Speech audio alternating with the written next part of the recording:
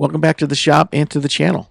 We're going to wrap up 2025 here with a quick odds and ends video. There's going to be a variety of things here that I'm going to share. I got my Secret Santa gift in the mail. I've got a couple of quick updates. I'm going to share how the channel did for 2025 and also what's my outlook, what's my goals for 2026. I hope you enjoy this. Well, first up here is the gift that I received from Whiskey Dents, another YouTube channel, for the 2025 Secret Santa. Chris had this t-shirt made, which was pretty cool.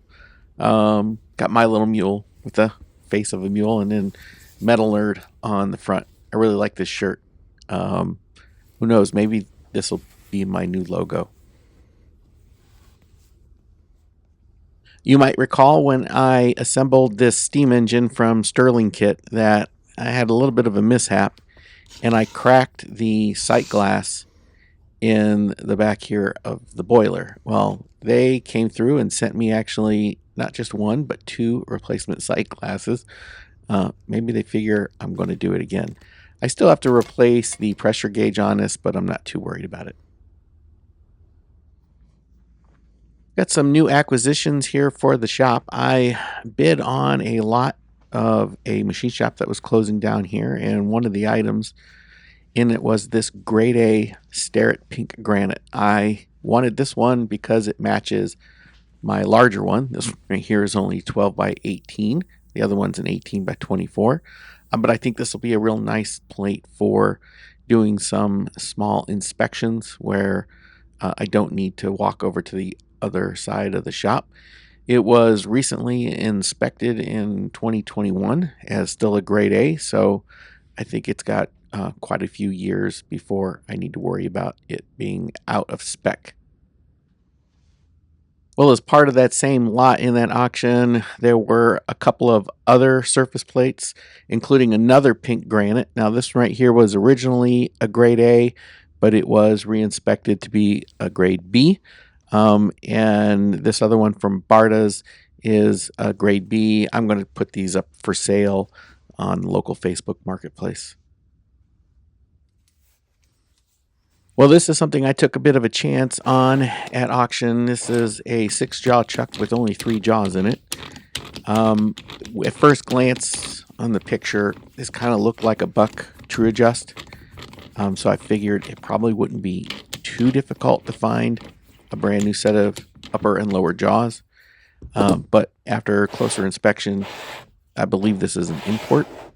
I put some feelers out on the fake book, and I'm getting some answers that some folks might think this is a bison from Poland, but you never know if there's just people out there that don't know, and so they just copy and paste what somebody else's answer is. There's a machinery reseller near me, Lee's Machinery, that has a collection of jaws on their shelves, so I'm probably going to head up there with this chuck and see if I can't find 6 jaws to replace it. If not, it'll be a 3-jaw chuck. I want to put this on my dividing head. We'll see. It might end up being scrap. Well, this is something I had never seen before. It was a 4-jaw chuck. Again, it was part of that lot with the 6/3-jaw chuck. But this one has a round back on it, and it's not connected together. There's a number here. It's difficult to read, but there's this Marky Pete Weil on it. I don't know what that means. Really haven't had a chance to look at it. But this round back on it, and it's sitting in this, leather wrapped donut. I'm wondering if this is like an engraver's chuck. Maybe they would, put the piece that they're engraving in this 4-jaw chuck, and then they could rotate it to just about any angle. And I don't know. I'm speculating. If you have any idea of what this would have been used for, drop me a comment or send me an email, better yet. And maybe I'll be able to figure out what this thing is. I'm going to hang on to it. I paid next to nothing for it, so I have no reason to get rid of it. I think it's kind of neat, so why not? Well, these came to me from a viewer. These are just some old indicator mounts. I see Joe Piezinski using these all the time, and I've wanted to get a couple of them. And there's missing parts here, obviously, but I think I can probably come up with something to replace the missing parts. Maybe I can make them. I'll keep a couple of them for myself, but if I can get all the parts together for the other two, maybe I'll pass those on to somebody else. And from the same viewer who requested to be anonymous is this tiny little Criterion boring head. I never knew they made them this small, but it's pretty small. Probably takes, I think these are 1/4-inch boring bars maybe. It looks to be an actually okayish shape. It looks a little bit beat up. I'm going to need to disassemble it. I'll clean it up real good, but I think this will come in handy for when I need to bore some, smaller holes. Really don't really need the size of that larger boring head. A member of the Practical Machinist Forum was selling some Cat 40 tooling, and I reached out to him to see if he had any NMTB 40 tooling, specifically an ER collet holder. And he had these two, an ER 40, and the other smaller one I think is an ER 32 maybe, or could be an ER 16. I can't remember, to be honest with you. And I specifically wanted these to try to build an arbor to hold involute gear cutters. When I was using the borrowed arbor from Tom, I had mounted it in this 1-inch tool holder, and that really made it stick out quite a ways from the milling head. And using the ER collet, it will bring that a little bit closer and make the tool just that much more usable. And I think it'll be easier to get a piece of 22 millimeter ground bar than try to find something else. And I could cut off the end of this thing and weld something on it and return it, but I think using the ER collet's going to be a lot easier. A while ago, I had picked up this Mitsutoyo 12-inch dial caliper from someone on Practical Machinist, and it was not working. It did not repeat. And so I sent it off to Mark Rechtowski, and Mark was able to do his magic and was able to get it working again. So I've been wanting a larger dial caliper for a while. So this is nice to have in the shop. Well, not so much for the shop, but for myself, and I'll use it in the shop. But I spoiled myself, I guess you could say that, and I bought a Bamboo Labs H2S. Took advantage of their Black Friday sale, which really didn't save me too much money off of the printer, but I did get some free shipping on it. I opted for this one over their new H2C because speed in saving waste was not really a concern. What I really wanted was the largest build area possible, and this one is bigger than the other H series printers. I did get the AMS for it, which allows me to have 4 different spools of filament ready to go. Right now I've got a couple of PLA and a couple of PETG rolls in here. I have invested in a bunch of different colors of PLA and have them here on my shelves in some, sealed containers, and this will try to keep the moisture out of them. I've got hygrometers and temperatures in each one of the containers that'll let me know whether or not they need to be dried. And that was the nice thing about the AMS 2 Pro, is it also acts as a dryer. So not sponsored, but I'm going to enjoy having this printer. One of the first things I plan on using a 3D printer for is some Gridfinity storage solutions here for my R8 collets and my Allen keys and other tooling that I have in these toolboxes. I came across this Stanley Vidmar cabinet on the local Facebook marketplace. It's a 6-drawer. I think I'd rather have a 9-drawer. But these things are just so nice to have. I've got all my taper shank drilling in here, my other drill bits. I've got a bunch of spare lathe tooling, also some key seat cutters in there. All my end mills are down here in different trays. Funny story, when I was bringing this thing home, the top drawer of this thing fell out of the back of my truck and a car ran over it. And it kind of beat it up a little bit, but I was able to kind of weld it back into shape, hammer it back into shape rather, and put a little reinforcement in it. But these things are tough, but kind of wish the car hadn't run over it, but it's a pretty tough cabinet. They're great to have. Like I did for 2024, I'm going to do a little bit of a segment here on how the channel did in 2025. This year I published 47 videos, which is actually down from last year, and that's for a variety of different reasons. Not the least of which was earlier in April, my father passed away. And quite frankly, I really didn't feel like going out in the shop. And even more so, I didn't feel like making videos for a while. So it kind of took me a little bit of time to get remotivated. And when you're not producing content every week on a regular basis, that affects the performance of your channel. For example, I only had about 239,000 views of videos across my entire channel in 2025, which is down from 2024. The same thing with watch hours. There was about 29,000 watch hours, which again is down from the year before. The biggest one was the lack of growth in the channel for subscribers. 2024, I added 2,000 subscribers, but in 2025, only about 1,500, which means the bulk of the people that are watching my videos aren't subscribers. And that's not necessarily a big deal, but it would be nice to get those subscribers. It kind of translates a little bit into channel growth. I'm sure YouTube uses it in some algorithm somewhere. My most popular video by far was the regrinding of the ways on the South Bend lathe. That had 33,000 views this year, which, seems small to some channels, but for this one, that's pretty monumental.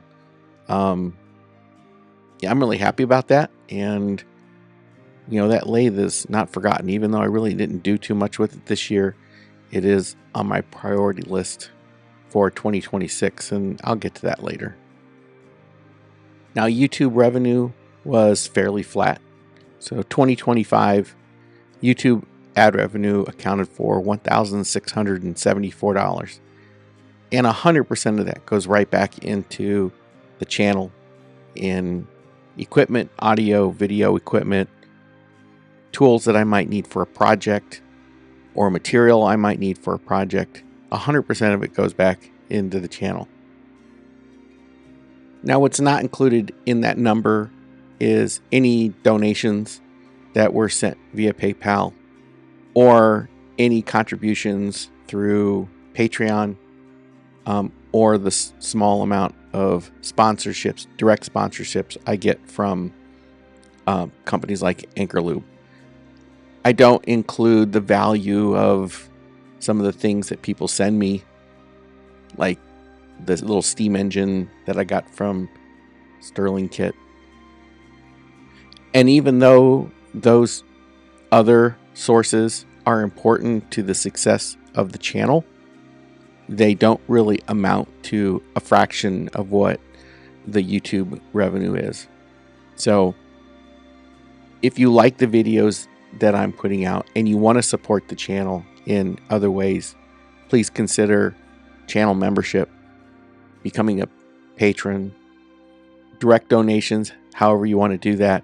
It really is greatly appreciated, and it goes a long way and means more than you would ever know. Even the smallest contribution really does affect quite a bit. Well, that's how the channel did in 2025. I'm certainly hoping that I can exceed these metrics in 2026. Okay, so let's talk a little bit about goals for 2026. And the priority really is this 13-inch South Bend lathe. I have been putting it off and putting it off for a bunch of reasons, not the least of which was my personal tragedy earlier this year, but also because I really am not looking forward to sanding all this Bondo. I don't know what I'm doing, and I've made a mess out of this thing, as you can obviously tell. But I think in the first few weeks of January, I'm going to get this thing outside or maybe into the other garage so I can keep the dust down and start cleaning this thing up and start tackling the other pieces. I am determined to get this lathe back together, and I've got some new things I'm going to be adding to it, which I think are pretty cool. I am still working on a solution for coolant for the surface grinder.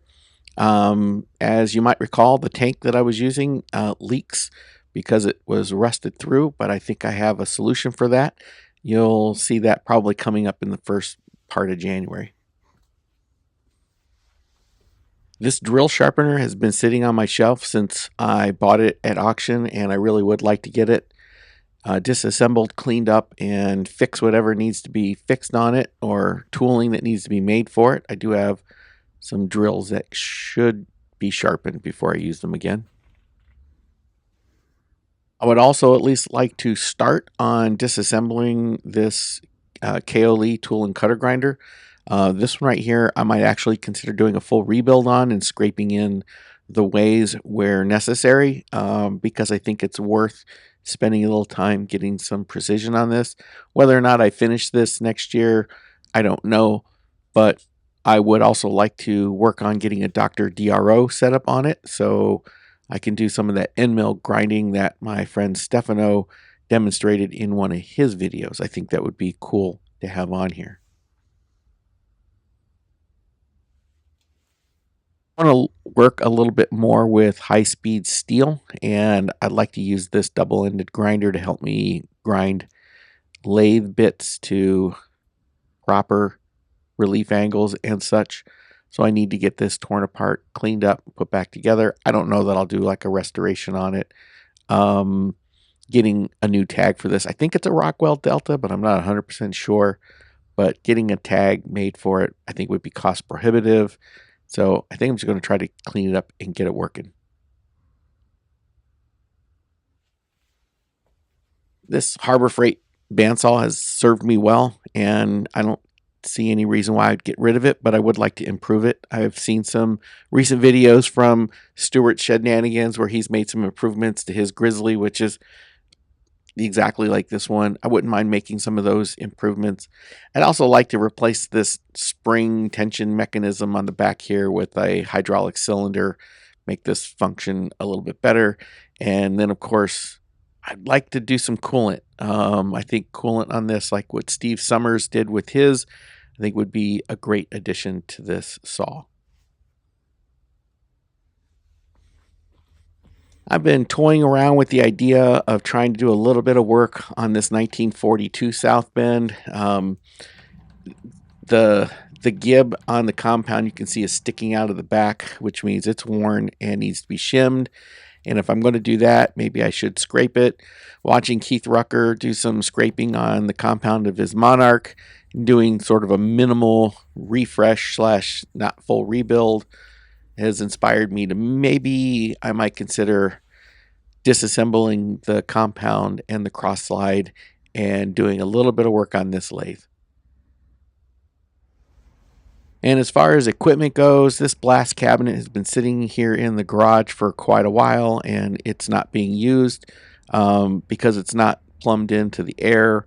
There's some modifications, enhancements I want to make to this, some very common ones, and I just need to find the time to do it. I've bought already a bunch of stuff for it. I just need to devote the time. I'm going to need it this coming year, so it is definitely on the priority list. I've been toying around with the idea of disassembling this Logan Shaper and doing a rebuild on it, and I still want to do that, but I don't know that that's going to happen this year. I really want to make the South Bend lathe a priority, and if I try to do this one, then it's going to screw that up. So this will probably have to wait until 27. By far and away, as far as the shop is concerned, the most important goal I have for 2026 is to get out here and enjoy it and use it. Get some projects done, try to meet some of my expectations, and just try to have some fun out here, do things for other people. I really enjoy some of the stuff I do on the side that I don't record, which is just little projects helping out friends and family. So that is really the most important thing that I think I could do this year. Well, that's it for this video and for 2025. Let's certainly hope 2026 is a lot better. I'm looking forward to it, and I hope you are too. If you want to see what's going to be happening in the shop, hit that subscribe button, hit that bell icon so you'll get notified. And if you'd like to support the channel and help me grow even more, consider becoming a patron or a channel member. It does go a long, long way. Thanks for watching. We'll see you on the next one, and Happy New Year.